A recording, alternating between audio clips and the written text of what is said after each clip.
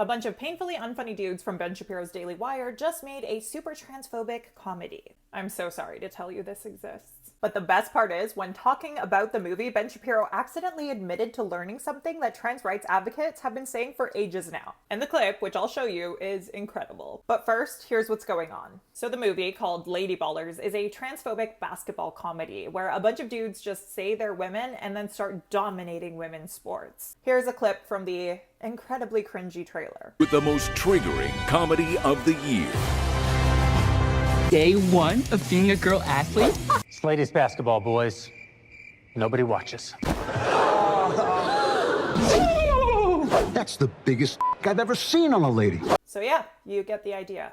Real pinnacle of comedy stuff here. Matt Rife must be so jealous he missed the boat on this one. Pretty much all the actors in the movie are Daily Wire personalities, because according to Matt Walsh, who acts in the movie, they, quote, couldn't find enough actors brave enough to star in the film. That's probably because, as Matt Walsh put it, the purpose of this movie was to mock trans people. In his own words when talking about the movie, he said, quote, trans ideology is evil. Like all evil things, it deserves to be mocked. What a great and normal guy. But here's the thing.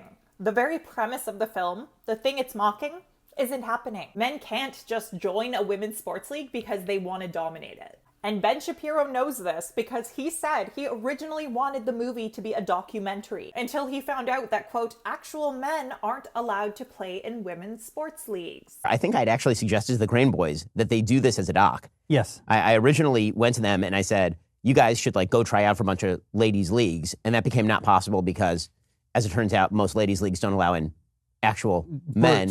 And they weren't willing to go the full distance in terms of what it would require in order to, the actual hormone treatments and everything to play in some of the ladies' leagues. Wait a second.